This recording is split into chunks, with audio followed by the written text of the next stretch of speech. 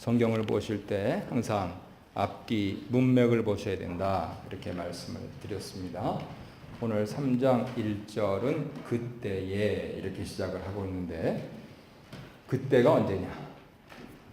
이게 궁금해져야 되는 거죠. 그럼 그때를 알려면 우리는 당연히 논리적으로 그 앞을 보는 거죠.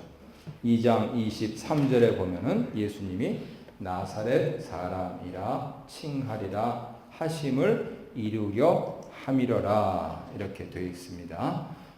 관주에는 이사야 11장 1절을 보라고 거기 있는 것처럼 얘기를 하는데, 어려운 점은 나사렛 사람이라 칭하리라, 예수께서 영원하신 아버지시고 그리고 다윗의 자손이시고 그리고 우리의 구주이시다 하는 부분들은 분명하게 문자적으로 있는데, 예수님이 나사렛 사람이라 칭하리라 하는 그 얘기는 문자적으로 없어요.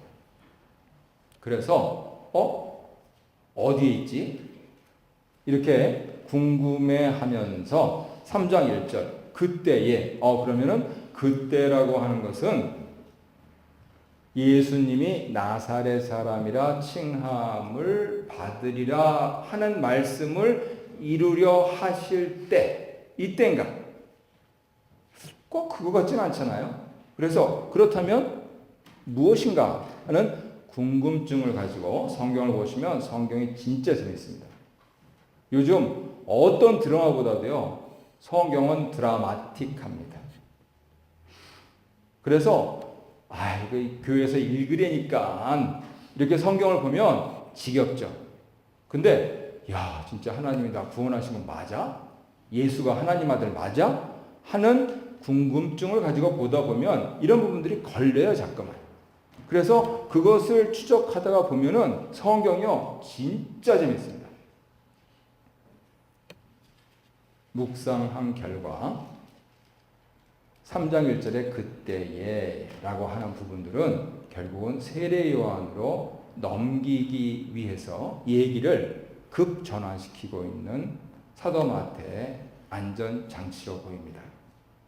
그런데 이 세례 요한이라고 하는 분이 수수께끼 같은 인물이에요. 그래서 우리가 함께 교독을 했지만 1절부터 12절에 보면은 이렇게 무서운 얘기도 하신 분이고 진짜 드문 인물이었나 봐. 그리고 혹은 성경을 아시는 분은 저 뒤에 가서 참수되고 그렇죠. 할리우드 영화에 옛날에 5, 60년대에는 많이, 그 당시에는 무지무지하게 야한 기법을 써가지고 영화를 촬영해서 흥행에 성공하기도 하고 했던 것이 기억이 납니다. 그 사람, 이 사람의 외모까지도 나와 있어요. 그런데 이분이 우리가 잘 알고 있는 대로 예수님을 소개한 분이에요. 그리고 오늘 제가 첫 번째 대지에서 말씀드릴 것도 이분이 바로 그래서 세상에 오셨다. 그러니까 우리도 그런 삶을 살자는 그 요지로 말씀드릴 거예요. 그런데 잘 아시듯이 그랬던 분이 이제 참수되기 직전에 자기 제자들을 예수님께 보내가지고 분명히 자기가 메시아라고 소개했던 분을 긴가요 민가요 이러고 있어요. 마음에 의심이 생겼나? 그거는 마태복음 저 11장 넘어 본문에 가서 한번 찾아보시고요. 그것까지만 해도 그래, 예수님 사실 겉보기에 별 볼 일 없었고 무슨 유명한 사람도 아니고 명문 가문에서 출생한 것도 아니고 그렇다 손 치자. 그러면 이제는 오순절 성령이 임하셔가지고 교회가 태동되고 하는데, 우리가 이제 사도행전을 묵상해 나가실 때 맞닥뜨리게 되겠지만은, 사도들이 예수 그리스도의 피 묻은 십자가와 부활의 복음을 들고 나가 전 세계로 선교를 다닐 때 가장 걸림돌이 됐던 사람들이 누구냐? 바리새파? No. 사두개인? No. 율법학자? No. 바로 세례 요한의 제자들이었어요. 그런 걸 놓고 보면은 진짜 헷갈린다. 마태복음 3장에서 지금 예수님 등장하시고 드디어 공생애를 시작하시는, 갑자기 그때 그러면서 그러는데, 이분도 그 퀘스처닝을 한 데다가 여전히 사도 바울이 전도하러 다닐 때도 세례 요한의 회개의 세례가 전해져서 회개의 세례, 아이 그거 당연하지. 그런데 성령 세례 받았냐고 하는 그 질문을 하게 만드는 상황이 계속되고 있었던 거예요. 도대체 어디서 이게 문제가 생겼나 하는 부분들을 궁금증을 갖고 있었는데, 우리 지난주에 스데반, 7 일꾼 중에 하나인 스데반 순교하는 그 장면을 묵상을 하면서 이거구나 하는 것을 깨달았습니다. 예수님께서 흔히 세례 요한을 구약의 마지막 선지자다. 그리고 오늘 저는 일본 대지에서 구약의 사사 전통을 이었고 나실인 전통을 이었다 하는 부분들을 잠깐 말씀을 드릴 텐데, 이 사람이 징검다리를 놓아서 예수님이 강생하신 신약의 시대가 열렸을 때에 분명히 두 시대예요. 구약의 시대, 신약의 시대. 그래서 교회 시대가 열리는데, 구약의 시대 관점에서 신약의 시대를 보니까 이해가 안 됐던 거예요. 오늘날 종교학자들이 유대교, 이슬람교, 기독교 세 개를 가지고 설문을 해가지고 누가 가장 현세적인 사람들이냐 하면은 뭐니 해도 누가 1등 하겠어요? 가장 현세적인 사람들? 뉴욕에 다이아몬드 90% 이상 누가 갖고 있어요? 유대인들. 가장 현세적이에요. 내가 여기서 복 받고 사는 게 하나님의 복이라고 믿고 있어요. 그러면 셋 중에서 누가 가장 내세적이겠어요? 우리는 그러고 싶지 않죠. 우리도 현세적이고 싶어요. 그죠? 우리도 다이아몬드 90% 이상을 갖고 싶어요. 근데 설문은 그렇게 안 해요. 우리는 이 험한, 이 풍진 세상, 곧 하직할 이 세상을 건너뛰어서 우리 주님 계신 그곳, 저 본향, 저 천국을 소망하면서 갑니다. 설문에는 그래요. 그래서 가장 현세적인 사람들은 유대인들이고 가장 내세적인 사람들은 기독교인이라고 하는 통계가 나오는데, 그 부분들을 잠깐 기억을 하면 세례 요한도 역시 유대인이었던지라, 그가 아니 메시아가 현세적으로 와야지, 이 로마에 핍박받고 있는 우리 예루살렘을, 이 유대를, 아니 우리 다윗 왕의 후손으로서 다윗이 건설했던 이 대팔레스타인 제국을 재건해야지, 그게 메시아지 하는데 헷갈려버린 거예요. 그런데 그거하고 극명하게 대립되는 사람, 대조되는 사람이 바로 스데반이었어요. 스데반은 죽어가면서, 우리 묵상하신 분들 어떻게 합니까? 그냥 쫙 구약의 히스토리를 간단하게 얘기하지. 그래, 구구절들이 다 얘기를 해가지고 그냥 괜히 성경 읽기 어렵게만 만들어가지고 몇십 절을 그냥 50절 넘어가지고 이렇게 한 다음에 그 다음에 갑자기 돌 맞아 죽는데 뭐라고 합니까? 스데반이 말을 마치기 전에 끌려가서 돌 맞아 죽으면서 어떻게 됩니까? 보라, 내가 그리스도가 하나님 우편에 서신 것을 보노라. 그리고 저들의 죄를 저들에게 돌리지 마옵소서 하고 자니라. 이렇게 기록하고 있어요. 그러니까 Jewish 그릭이었던 스데반은 현세적인 것과 내세적인 것이 함께 공존했다 하는 부분들을 보여주고 죽었어요. 우리식으로 얘기하면 순교했어요. 그래서 마태복음 1장에서 28장에, 그리고 이제 우리가 사도행전을 묵상하고 있으면서 깨달을 수 있는 진리는 무엇이냐? 크리스천 라이프라고 하는 것은, 기독교인의 삶이라고 하는 것은 현세에 있는 것에만 집중하는 것도 아니고 내세만 집중하는 것도 아니고, 내가 오늘 당장 예배당 마치고 나가서 사는 이 주일날 오후부터, 아니 오케이 주일날은 제껴둬요, 주의 날이니까, 월요일부터 사는 현세의 삶이 내가 죽은 다음에야 갈 수 있다고 생각하는 그 내세의 삶, 그리스도가 왕으로 통치하시는 그 삶과 병존할 수 있고, 그래야만 한다라는 귀중한 메시지를 주고 있는 겁니다. 세례요한은 이 부분들이 이해가 안 됐던 거예요. 아니, 그러면 하나님이 세례요한을 사기치셨습니까? 아니죠. 너무 가까이서 봤어요. 너무 현세적으로 봤어요. 우리 가시다가 서쪽으로 가시는 분들, 특히 동쪽으로 가시는 분들은 빌딩에 한번 테스트해 보세요. 서쪽으로 가시는 분들은 산에 한번 테스트해 보세요. 분명히 객관적으로 보면 낮은 산이라 할지라도 가까이서 보면 뒤에 있는 큰 산을 다 가려버립니다. 분명히 낮은 빌딩이라 할지라도 가까이서 그 빌딩 밑을 지나가면 저 뒤에 있는 멀로 빌딩을 가려버립니다. 그 이치예요. 내가 너무 현세적이 돼버리면 예수께서 왜 십자가 지시고 왜 부활하시고 지금 예수가 통치한다라고 하는 복음 이야기를 이해를 못하는 거예요. 하지만 스데반은 그릭이었지만 이거를 이해한 거죠. 내가 살고 있는 이 땅도 역시 나 죽으면 가는 저 땅의 주인이신 하나님 것이다.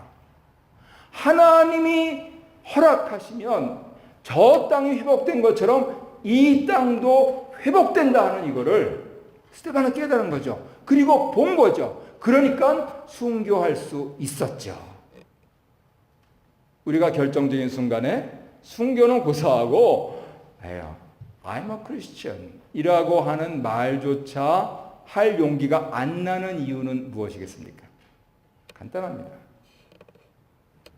너무 현세적이에요. 죽기를 각오하라는 말 아닙니다. 캐나다에서 무슨 죽기를 각오합니까? 무슨 순교입니까?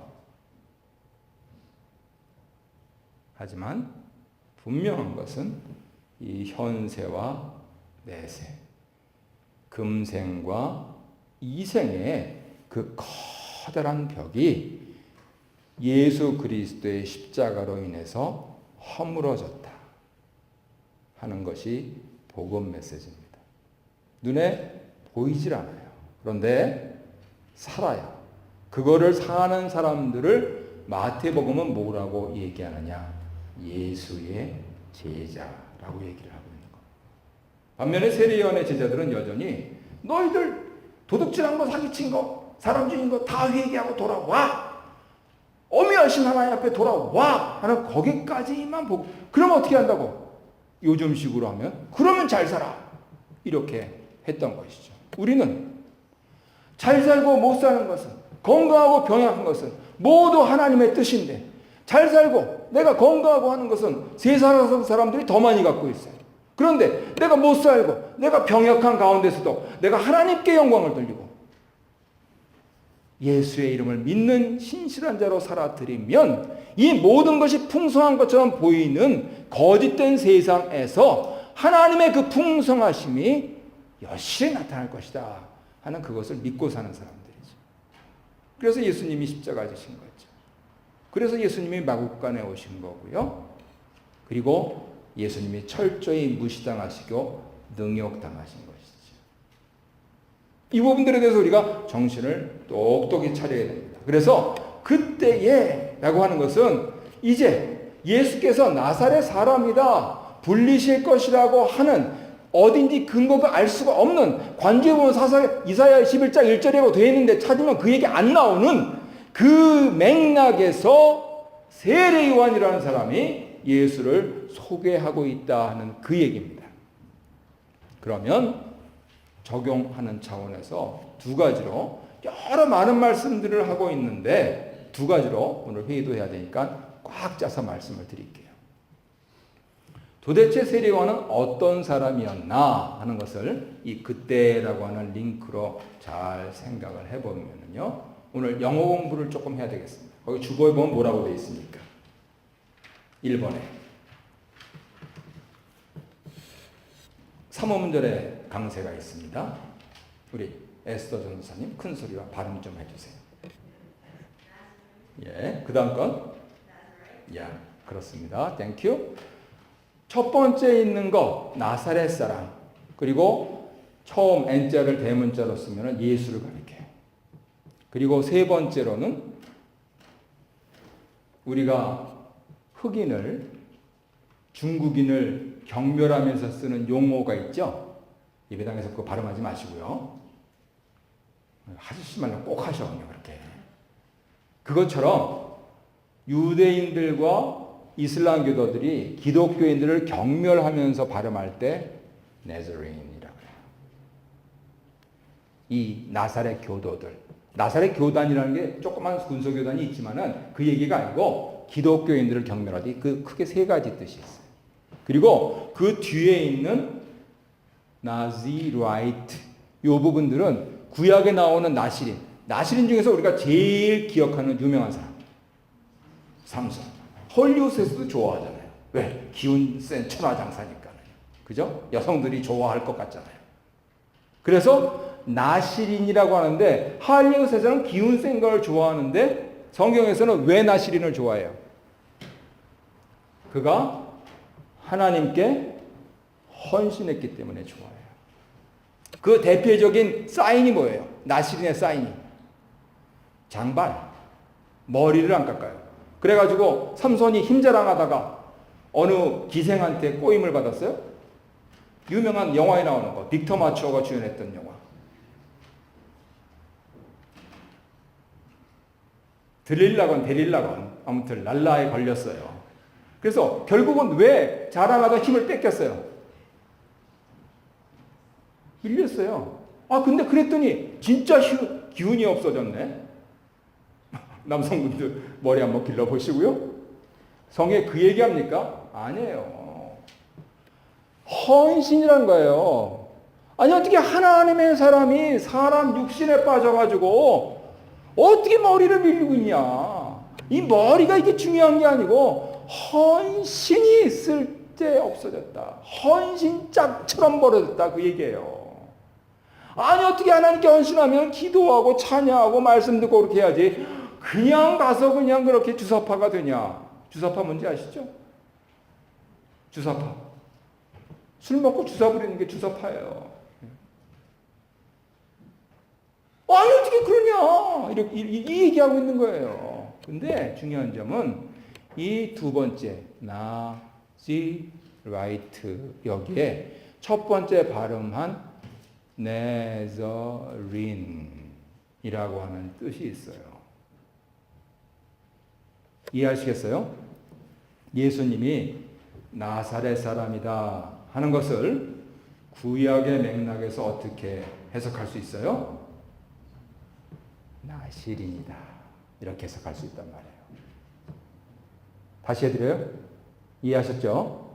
첫 번째, 네저린이라고 하는 것은 신약적인 배경에서 하는 얘기고, 두 번째, 네저라이트라고 하는 부분들은 구약적인 배경에서 얘기하는데, 두 번째 구약적인 배경 안에 이 네저린까지 있다고요.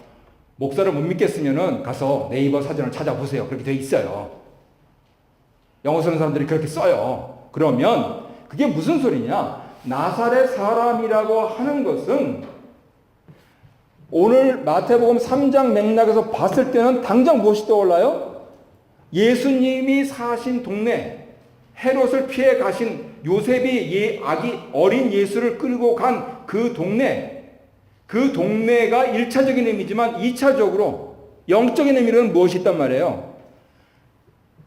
하나님께 헌신된 사람, 하나님의 사람이라는 뜻이 있다 그 소리입니다. 그러고 나서 3장 1절부터 쭉 보면은 이해가 쉬워져요. 아, 세례 요한은 구약으로 보면은 나시린이었구나. 이 사람은 제사장의 아들로 잘 먹고 잘 살 수가 있었는데 그렇게 안 살았어요. 어떻게 살았다 그래요? 4절에 보면은 낙타 털옷을 입고 허리에 가죽띠를 띠고 메뚜기와 석청을 먹었다 그래요. 누가 생각납니까? 엘리야가 생각이 나죠. 엘리야. 우리 열왕기하 묵상하시면서 기억하시잖아요. 저는 털이 많고. 왜요? 그렇게 이주인자를 물려받아서요? 예. 세례요한도 그랬나요? 세례요한은 낙타 털옷을 입고 하면서 엘리야를 특징 짓는 거예요. 그리고 구약의 마지막 성경인 말라기 4장을 보면 내가 내 선지 엘리야를 보내서 주의 길을 예비하게 하겠다. 이렇게 말씀을 해요. 정리하면은 그겁니다. 세례요한이 이러한 외형적인 특징을 갖고 그래가지고 사람들이 전부 다 나와가지고 이야 정말 대단하다 센세이션이 일어난 이게 중요한 게 아니고 예수께서 나사렛 사람이라 하는 그 부분들을 온전히 얘기할 수 있는 구약으로 치자면 나시린이었던 세례요한을 하나님께서 준비하셔서 온전한 나시린 대신 나사렛 사람 예수를 소개하게 했다고 소리입니다. 그 소리는 무슨 소리냐? 21세기에 이 1월 마지막 주일날 하나님 말씀을 듣고 있는 우리로 하여금 과연 당신들은 나시린이야? 하는 그 얘기를 묻고 있는 겁니다. 당신들이 진정으로 크리스천이라면 당신들이 겉으로 털이 많이 나고 털도 없는데 아시아 사람들이 무슨 털이 많아요? 어디 메뚜기? 요즘은 볼 수가 없어요. 환경이 파괴돼가지고. 그 얘기가 아니고 하나님께 그만큼 헌신됐느냐. 그래야 예수를 볼 수가 있고 예수를 소개할 수가 있다 그 소리입니다. 아멘? 그게 이 소리예요. 우리 교회 상담 가르치러 오셨던 김낙근 목사님이 성교 순례 가셔가지고 다른 분들은 성지를 순례하고 있는데 이분이 학자니까 예루살렘 대학에 가가지고 세미나를 들어갔더니 그 해 10년 전인데요. 그 해 나사렛을 가서 고고를 발굴해 봤더니 거기에는 나무가 하나도 없더라. 예수님 직업이 뭐라고 우리가 배웠어요? 목수라고 배웠어요. 근데 아니 나무가 없는 동네에서 무슨 목수예요? 그래가지고 옛날에 있었는데 지금의 날에 땅을 딜다 파놨대요. 나무엔 나자도 안 나오더래요. 그랬는데 옛날에 그리스 로마 시대에는 카펜터라고 하는 게 목공도 있었지만 석공도 있었대요. 그래가지고 보니까 그 동네는 죄돌이더래요. 목공이 쉽겠어요? 석공이 쉽겠어요? 네, 그건 알아서 결정하시고요. 우리 예수님께서는 그러한 오큐페이션, 그런 것을 갖고 계신 거룩한 분이다 라고 하는 사실을 얘기할 수 있는 사람을 필요로 하세요. 그 사람들은 어떤 사람들이어야 합니까? 하나님께 헌신된 사람이어야 됩니다. 같은 목공, 같은 석공들이 하는 게 아니에요. 내 사정 잘 알잖아. 그건 인간적인 차원에서 맞는 소리고 내 사정 잘 알잖아 하는 거는 하나님과의 관계기에 이분이 하나님의 아들이기 때문에 내 사정 잘 알잖아를 얘기하기 위해서는 우리가 하나님께 헌신되지 않고서는 그 얘기를 할 수가 없다는 얘기입니다. 그게 네즈린, 네즈라이트에 숨겨진 속뜻이에요. 헌신하시기 바랍니다. 그래야 예수를 만날 수 있고 그래야 예수를 전할 수가 있습니다. 두 번째로 세례요한이 이래가지고 참 엄청난 파워를 가지고 어떻게 설교를 잘했는지 몇 마디 말씀 안 하셨어요. 회개하라. 하나님 나라가 가까웠다. 그 얘기만 계속 주야장창하신 거예요. 나한테 주목하지 말고 내 뒤에 오시는 나는 너희들한테 물로 세례를 주지만 그는 성령과 불로 세례를 주시니 그분한테 주목해라. 그 얘기만 듣고도 사람들이 회개를 했어요. 유감스러운 것은 오늘날 세례 받는 사람도 세례 요한의 세례까지만 자꾸만 받네요. 내가 이전에 지나간 행실 다 뒤로 하고 이제 주 예수만 믿겠습니다 하고 성도님들 앞에서 고백합니다 하는 게 세례잖아요. 그래서 사도 바울은 고린도서에서 모세가 이스라엘 백성들을 이끌고 홍해를 건너갔듯이 그렇게 물과 물이 서로 갈랐으면서 그거 무너지면 다 죽으니까 이 물이라고 하는 죽음의 물을 건너선 것을 하나님의 세례라고 그렇게 영적으로 해석을 하시면서 우리한테 주석까지도 남겨주셨어요. 그럼에도 불구하고 우리는 다 세례를 받고 나아가서는 직분도 받았는데 유감스러운 것은 주일날에는 이렇게 죽은 척 하다가 월요일 날에는 자기 스스로 우리 아브라함과 이삭의 이미지를 도용을 하면은 꽁꽁 묶여 있었던 것 이렇게 풀지. 그러면서 월요일부터 토요일까지는 예수의 이응자도 안 꺼내는 현대인들의 예배당의 회원 삶을 살고 있어요. 그러니까 사람들이 점점 네 글자만 하죠. 뭐라고 합니까? 너나 잘해. 그 얘기를 우리 자녀들이 하고 있으니 이게 참 개탄할 노릇이죠. 디플리커. 그래서 회개라고 하는 거를 우리가 리데피니션 해야 돼요. 세례까지 다 받았어요. 그것도 모자라서 직분까지 다 받았어요. 그런데 여전히 집안에서 내 자녀들이 부모니까 너라고는 못하고 유나 잘해. 이러고 있다면 이게 뭔가가 그릇된 거다 그거죠. 바로 그 점이 이제 세례 요한의 이 등장과 세례 요한이 회개할 하나님 나라를 가까웠다라고 하신 그 메시지, 그리고 왜 예수께서 똑같이 회개하라 하나님 나라 가까웠다고 말씀하시는 그 컨텍스트가 뭔지를 이해를 못해서 그래요. 우리는 회개를 어떻게 이해하고 있습니까? 거기 2번에 보면 어떻게 적었습니까? 개인 회개라고 적었습니다. 그런데 결론만 말씀드릴게요. 개인 회개는 당연히 해야죠. 나쁜 짓을 했으면 벌을 받아야죠. 이 벌이 지나가게 해달라. 에휴, 양심적으로 그러지 않는 게 좋죠. 나쁜 짓 했으면 벌 받아야죠. 그런데 벌 받아가지고 죄책감 느낄 필요 없어요. 왜냐면 다 그렇게 살아요. 이 세상에서는. 그러면 지금 현세와 내세가 공존할 수 있는 크리스천 라이프를 살아야 된다라고 말씀드리고, 더구나 그 사람들이 하나님께 헌신된 사람들이라고 했을 때에 스탠다드는 뭐냐? 거룩함이에요. holiness. 문제는 그겁니다. 목사님 거룩하오? 안 하죠. 아니 그러면 당신이 양심에 털이 났지. 당신도 거룩하지 못하고 우리도 거룩하지 못한데 그게 무슨 소리요? 할 소리죠. 왜요? 당신이 거룩하오 하는 그 질문은 무슨 소리예요? 네가 도덕적으로 살았냐? 그 소리예요. 저요? 저 도덕적으로는 못 살았어요. 실제로 안 갔어요. 예를 드는 거예요. 어저께 월마트에 갔더니 캐시어가 잘못해서 이불을 더 주더라고요. 순간적으로 고민했어요.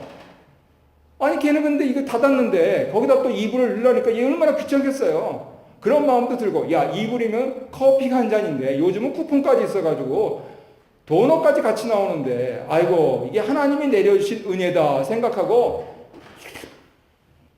하고 나왔는데 내 등은 왜 이렇게 찜찜한 거야. 그럴 정도로 저는 거룩하지 않아요. 이렇게 얘기하고 싶죠? 그 얘기 아니란 소리예요.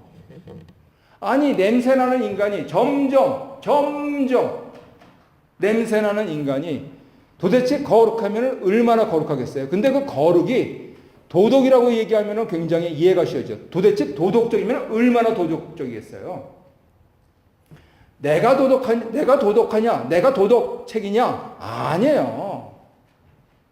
그런데 회개하라. 하나님 나라가 가까웠다. 물로 세례받는 게 중요한 게 아니고 성령과 불로 세례받는 게 중요하다라고 할 때 그 거룩은 원천이 나한테 있지 않고 하나님께 있다는 거예요. 그러면 네가 거룩하냐? 예. 김 목사 당신 거룩하오? 예. 뭘 믿고? 내가 예수 믿으니까.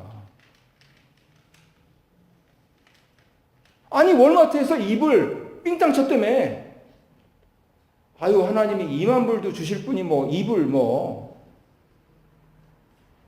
그 차원이 아니란 소리예요. 도덕 차원이. 거룩 차원이라는 거예요. 내가 거룩한 게 아니고 누가 거룩하세요? 예수가 거룩하다는 거예요. 예수가 거룩해서 내가 예수 덕 좀 보면서 나도 거룩해진다는 거예요. 그래서 덕분에 in virtue of 덕분에 예수 덕분에. 그러면 파이널 퀘스천은 그거죠. 진짜 예수 믿는 건 맞아? 이 질문을 하는 거예요. 그래서 캐네디언 목사님들은 성도님들한테 처음 상담하실 때 그래요. Are you born again? 거듭나셨습니까? 중생하였습니까? I'm not sure. 그러면 딱 예수 얘기를 해줘요.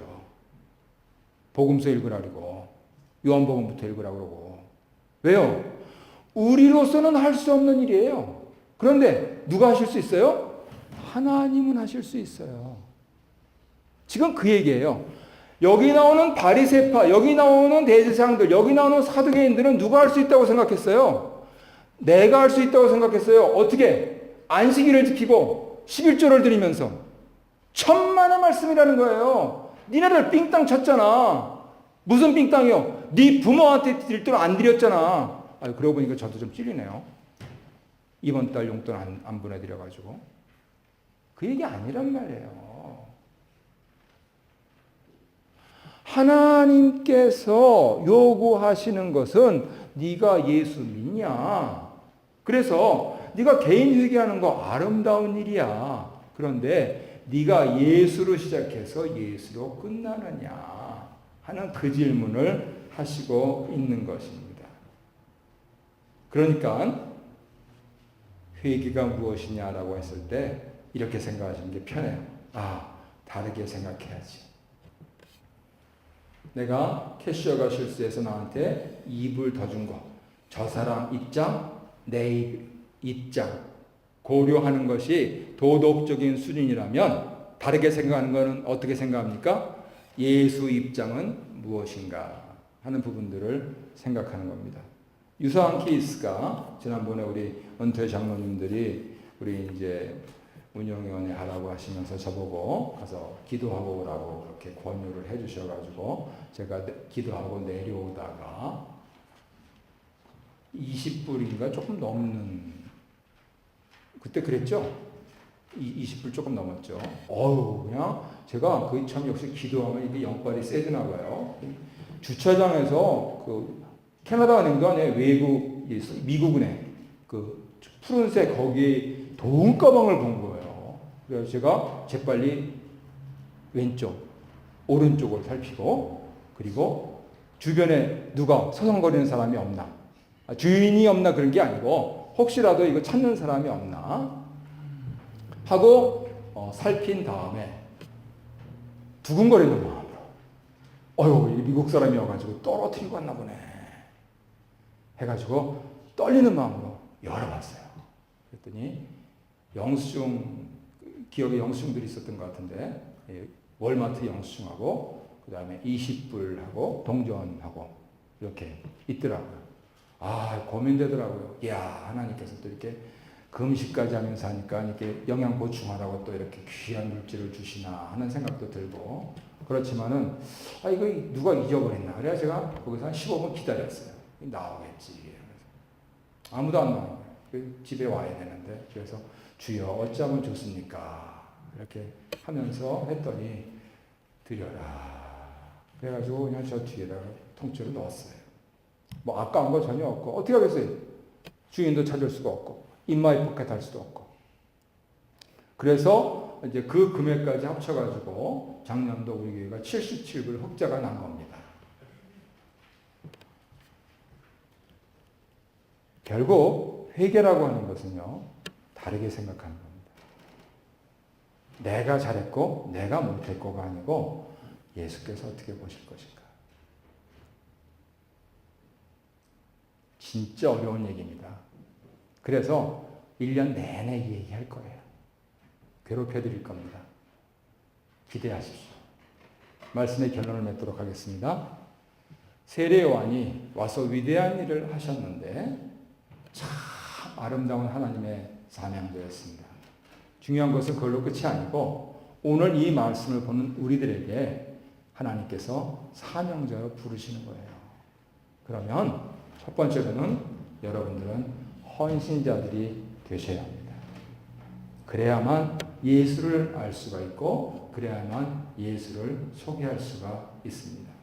두 번째로 헌신자라고 하는 것은 내 기준으로 사는 게 아니에요. 하나님 기준으로 사는 겁니다.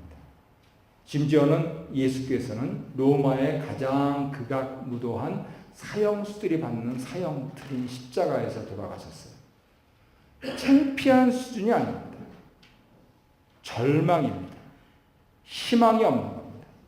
그 가운데서 다시 피어나신 그 부활의 열매가 있을 수 있도록 나는 나의 체면이나 나의 위신이나 내가 할 수 있는 부분들을 하루속히 내려놓고 하나님께 쓰임받는 사명자가 되겠습니다 하는 그 기준을 갖고 살게 되면 하나님께서 높은 것은 낮게 하시고 낮은 것은 높이시고 하면서 평평한 탄탄대로를 가신 예수의 뒤를 따라가게 합니다. 우리 앞에 그렇게 되는 게 아니고 우리는 좀 사는 게 힘들어요. 그런데 그렇게 가신 예수를 따라갈 수가 있습니다. 담담히. 어떤 분들은 그런 과정에서 순교하실 수도 있고 어떤 분들은 천수를 누리실 수가 있는데 70이든 80이든 요즘 같으면 100이든 120이든 그것은 중요치 않다는 거예요. 중요한 것은 내가 그렇게 시작했고 내가 그렇게 영원으로 갈 수 있느냐 하는 그 질문인 것이죠. 오늘 말씀을 들은 성도님들께서 사명자의 삶을 살아드리시기를 바랍니다.